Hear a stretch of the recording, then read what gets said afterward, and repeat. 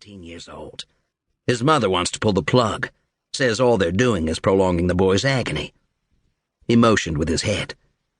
Mr. Reeves in there doesn't want to hear about it. He wiped beads of sweat from his upper lip. They've been duking it out in court for the past year or so. As I understand it, an appeals court is supposed to render a final decision this Wednesday. The legal eagles seem to think Mom's going to get the nod. He shrugged. Apparently Mr. Reeves thinks so too. The SWAT officer mulled it over. How many ways in? He asked after a long moment. 2. These doors here, and there's an entry on every floor that connects to the emergency stairwell. And of course the elevators, but they don't count, because Reeves shoved hospital beds into both doorways and shut everything down. I'll send a team up the back stairs. It's not that simple. Why not? Joseph's room, that's the only room in that wing that's still in use. The 5 others are all under construction. There's construction material all over the place. He's got some sort of steel I-beam wedged through the door handles. Worse than that, the construction crew brought one of those little front-loader things. A bobcat? Yes, they brought it up in the freight elevator. Reeves parked it in front of the stairway door. SWAT took about 5 seconds to shuffle his options. We'll come down from the roof, he said. At the nurse's station, several voices rose simultaneously. While the speakers were too far away to make out the words, a sense of urgency suddenly spread through the air like smoke. A moment later, the squeak of rubber-soled shoes pulled their attention in that direction.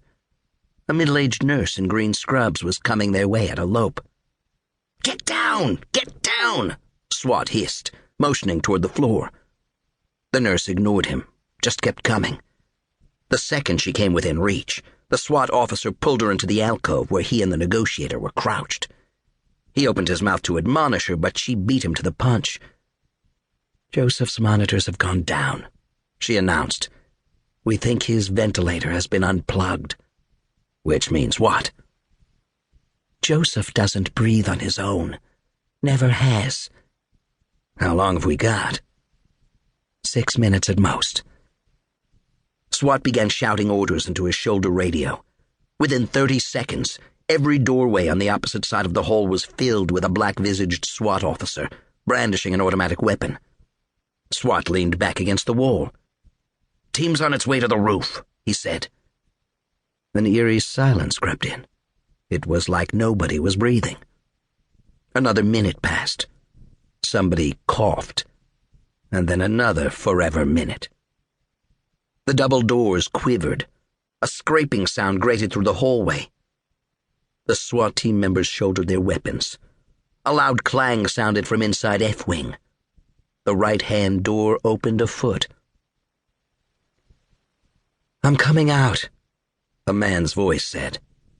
"Throw the gun out," roiled from the bullhorn. "Keep your hands where we can see them." "There's no gun," the voice said. "Hands on top of your head," the bullhorn blared. The door eased open wide enough for him to step through. Bald guy in a business suit. Oddly, he was smiling like he'd won the lottery. "Hands on top of your head." Reeves complied. "There's no gun," he said again, shuffling forward. 4 officers moved in his direction behind ballistic shields. Inexplicably, the smile got wider. Within 5 seconds, the officers had him spread-eagled, face down on the floor, as they searched him for weapons. "Clear," one of the officers said. And then, it was as if everyone finally exhaled at once. In that moment of shared relief, a young woman appeared in the doorway. The overwhelming impression of her was of something tenuously held together, as if only the stillness of the air allowed her to remain intact, and even the slightest breeze could scatter her like wind-blown leaves. Her pure white hair hung to her shoulders. Her eyes seemed to have no color at all. The apparition settled a brown leather jacket around her shoulders. "Joseph's awake," she said. "He's breathing on his own." Chief of Detectives Marcus Nilsson had a sign on the wall behind his desk that read, "You can always tell a Swede, but you can't tell him."